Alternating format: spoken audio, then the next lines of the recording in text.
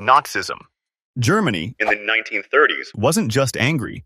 It was broken, desperate, and ready to follow anyone who promised revenge and glory.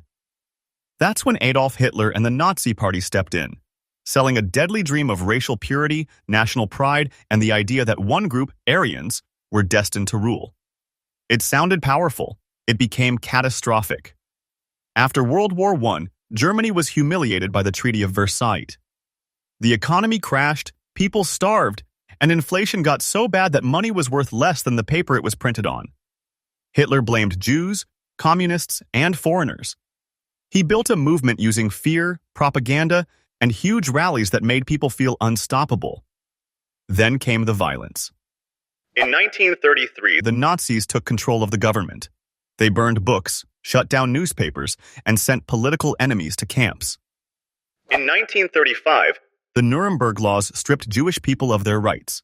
Soon it escalated to full annihilation. 6 million Jews, along with Roma people, disabled individuals, and others, were murdered in the Holocaust. World War II followed, killing over 70 million people across Europe, Asia, and Africa. by 1945, Germany was in ruins, Hitler was dead, and the Nazi Empire collapsed. But the symbols, the hate, the ideology, those still echo today in fringe groups around the world. Nazism proves how far a nation can fall when hate becomes law and silence becomes normal. Communism. Communism started as a promise. No rich, no poor, just equality.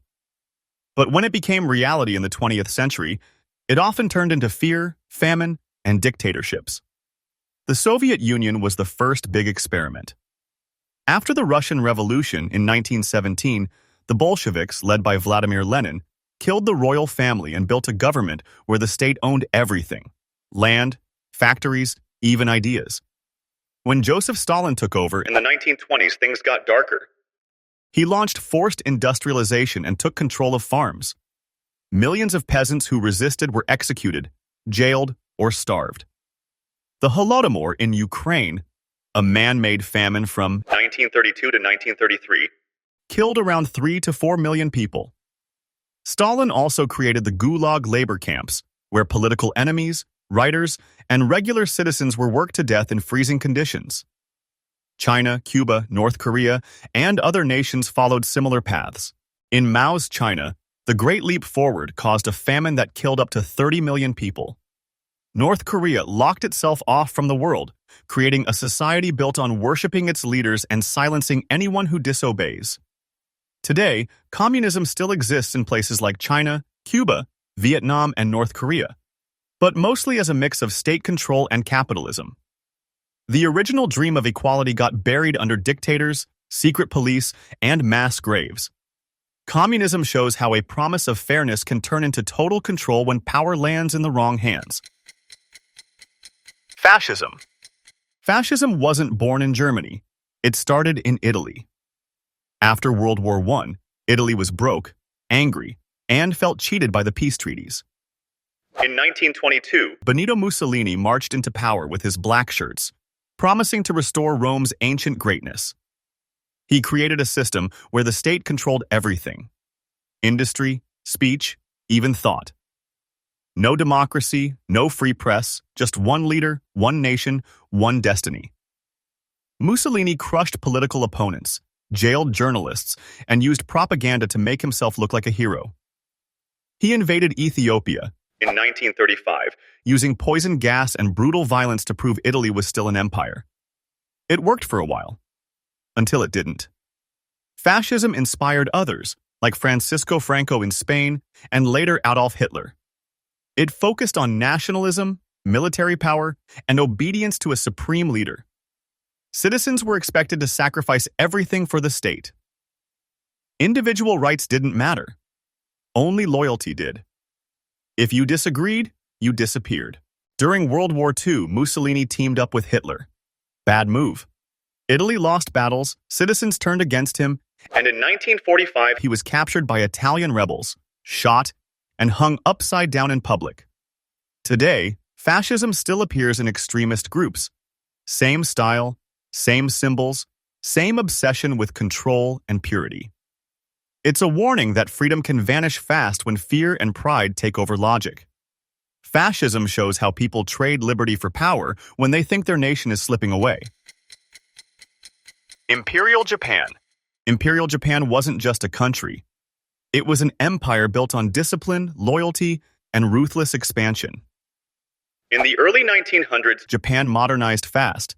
It went from samurai swords to warships and fighter planes in a few decades. The leaders believed Japan was destined to rule Asia, and anyone who stood in the way would be crushed. It started with the invasion of Korea and then Manchuria. in 1931. By 1937, Japanese troops stormed into China. What followed was one of the darkest events in modern history, the Nanjing Massacre. Over 6 weeks, soldiers killed around 200,000 to 300,000 civilians and prisoners. Women were assaulted, homes were burned, and the city turned into a nightmare. Japan's military didn't stop. They bombed Pearl Harbor, in 1941, pulling the United States into World War II.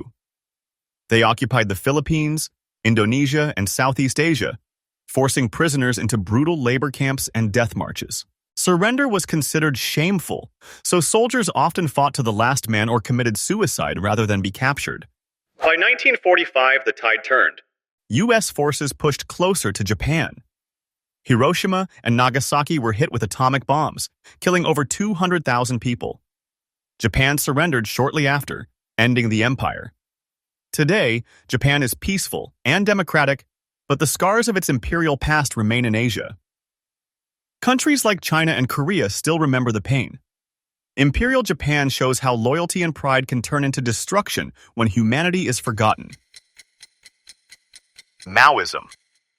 Maoism wasn't just communism, it was revolution turned into a religion.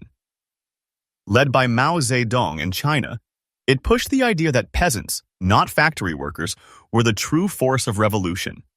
It promised equality and power to the poor. What it delivered was chaos, famine, and fear on a massive scale. After winning the Chinese Civil War, In 1949, Mao took control and built the People's Republic of China. Land was taken from landlords and given to peasants. At first, many supported it.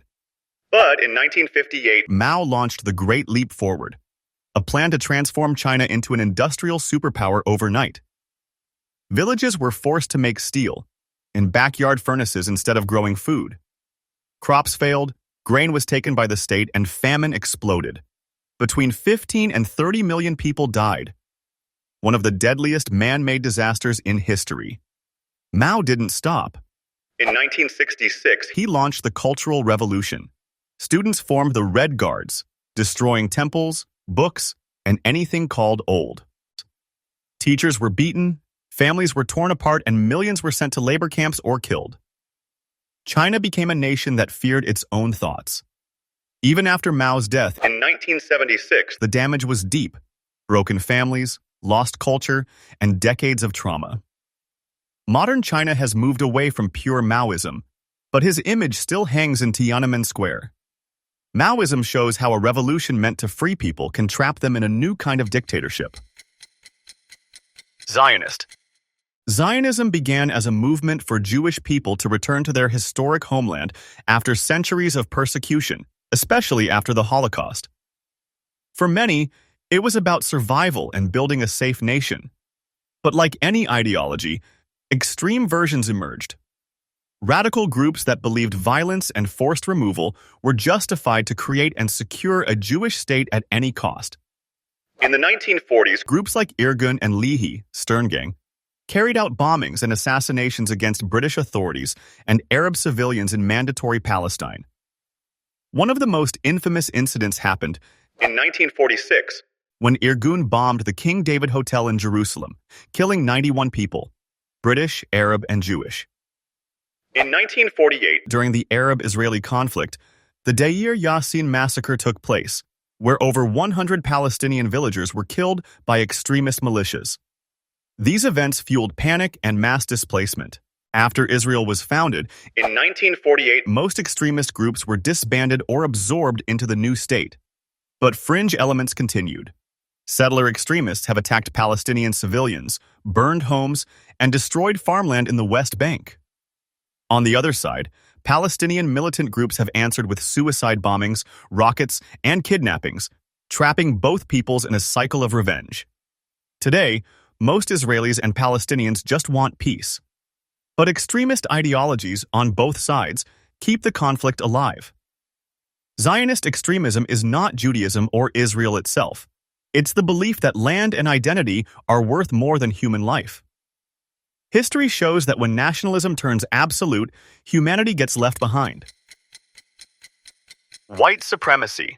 White supremacy is the belief that white people are superior to other races and should control society. It didn't start with one person. It was built over centuries through slavery, colonialism, and racist laws. In the United States, it became brutally real with the transatlantic slave trade. Millions of Africans were kidnapped, shipped across the ocean, and forced into slavery on plantations. After slavery was abolished, In 1865, white supremacist groups like the Ku Klux Klan rose up. They wore white hoods, burned crosses, and terrorized black communities with lynchings, beatings, and threats. Jim Crow laws in the South made sure black Americans stayed segregated and powerless. Separate schools, buses, hospitals, even water fountains. White supremacy also fueled global horrors. Adolf Hitler was inspired by American racial laws when he designed the Nazi system. In South Africa, apartheid legally separated white and black citizens, denying basic rights to the majority of the population. In modern times, this ideology has evolved into hate groups, online radicalization, and violent attacks. Incidents like the Charleston church shooting in 2015 and the Christchurch mosque attack in 2019 show it's still alive. These attackers believed they were defending their race from being replaced or erased, a dangerous conspiracy called the Great Replacement Theory. White supremacy isn't just history. It lingers in hate crimes, extremist forms, and symbols like swastikas or Confederate flags. It shows how racism can turn into violence when treated as truth instead of ignorance. Khmer Rouge, Cambodia. 1975. The Khmer Rouge, led by Pol Pot, took over the capital city of Phnom Penh and promised to create a perfect, equal society. But instead of equality, they turned the entire country into a prison camp. They shut down schools, hospitals, markets. Even families were broken apart. Money was banned, religion was banned. Wearing glasses could get you killed for looking too educated. The Khmer Rouge forced millions of people into rural labor camps to farm rice under brutal conditions. Anyone considered an enemy of the revolution, teachers, doctors, monks, artists, was arrested, tortured, and executed. One of the most infamous places was S21 prison, Tuol Sleng, where around 14,000 people were taken. Only a handful survived. From 1975 to 1979, around 1.7 to 2 million Cambodians, nearly a quarter of the country's population, died from starvation, disease, overwork, or execution. Mass graves, known as the killing fields, still exist today as silent reminders of the horror. In 1979, Vietnam invaded Cambodia and removed the Khmer Rouge from power. Pol Pot fled to the jungle and died in 1998 without ever facing full justice. Cambodia has slowly rebuilt, but the trauma is still part of its identity. The Khmer Rouge is a brutal lesson of how an ideology that tries to erase the past can also erase its own people. if you found this video intense and eye-opening, hit subscribe, drop a comment with what topic we should cover next, and stick around for more deep dives into history's darkest moments.